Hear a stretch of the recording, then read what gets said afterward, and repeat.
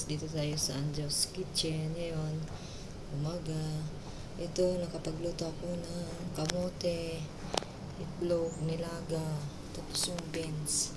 Tapos magsasay lang ako kasi hindi ako nakakatulog maigi. Nakakatulog man ako pero nagigising ako ng alas 2 ng madaling araw.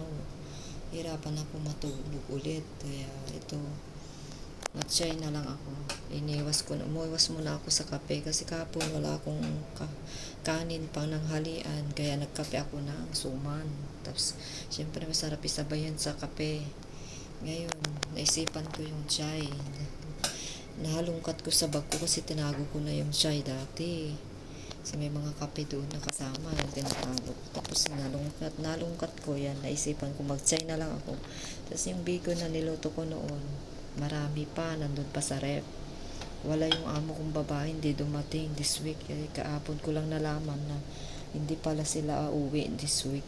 Yung lalaki lang nag-reply dun sa GC namin sa WhatsApp na sabi niya hindi sila uuwi this week, sabi niya. Namalingke yung kahapon yung lalaki, nabol niya yung pangluto ko ng dinner. Pero meron niluluto naman ako konti. Kaso lang, tinanong ko kung kakain yung kong babae dito sa kanyang anak niya. Kasi siyempre yung kanin, kung ilang sukat yung kanin, bigas na iluluto, isasain ko. Pero yung ulam, konti talaga yung ulam. Isang talong, yun, tapos dahon, saka yung lotus, walang karne. Pero may binili siyang itlog.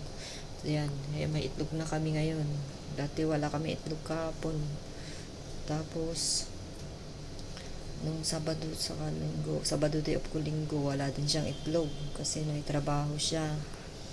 Ngayon nakabili na siya ng isda, itlog, saka yung ito paborito ko to. Mamaya kakain ako nito, tapos bumili siya ng peras. May prutas kami. May apple naman doon. Matagal na yung apple. Last week yun. Pero bihira lang ako sa apple eh. Ayan. Ito pagkain natin. Magahan natin mga guys, kamamis. Nandun na naman yung matanda oh. Oh, lagi yan. Lagi siya yung una-una dyan. Oh, diba? Ganun ang exercise niya. Parang yoga. Yoga exercise na yun. Yan, may kamote. Binigay isang apat.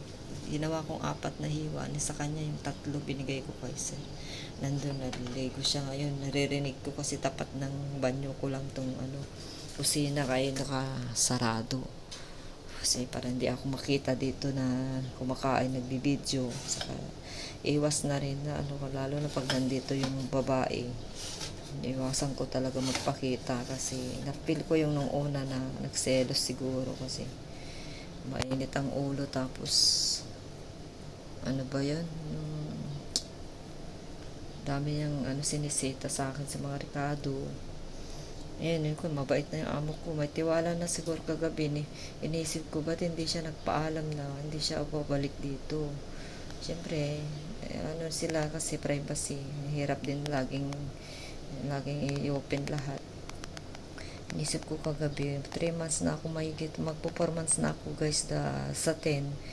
May tiwala naman na siguro. Kaya yun, makakaalis na siya ng matagal na hindi na dumadating ng matagal. Dati 2 days, 1 day, 2 days, 3 days, yung pinakamahaba 3 days. Ngayon 1 week na.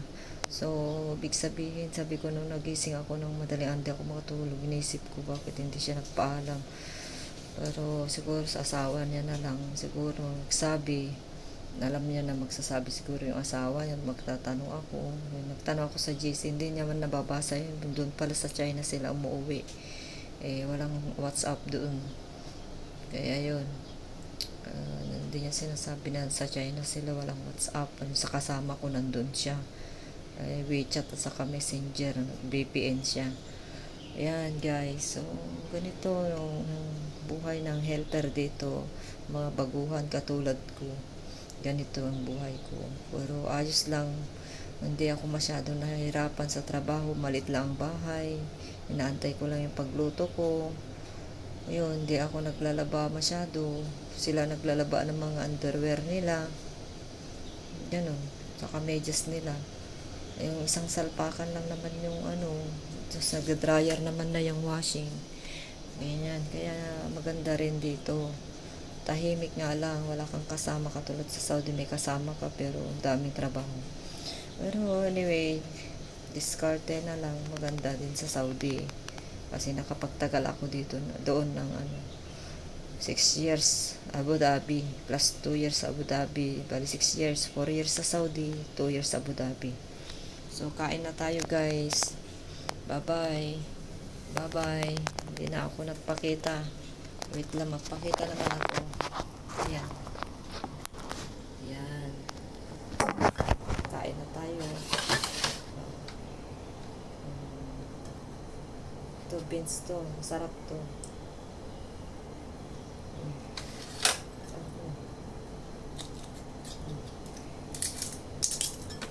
Mabilis lang mabalatan guys kasi naglagay ako ng asin. Pinaglagaan ko asin, Michelle. Ganitong gawin ko ako sa kasama ko kasi nahirapan daw siya magbalat. Lagyan nyo ng asin. Pag magbalat, magpakulo kayo ng maglaga kayo ng itlog. Para bilis mo. Tignan mo, laki ng pagpakabalat ko. Tanggal na agad. Babay na. Babay na guys. August 7 yata ngayon. Martes.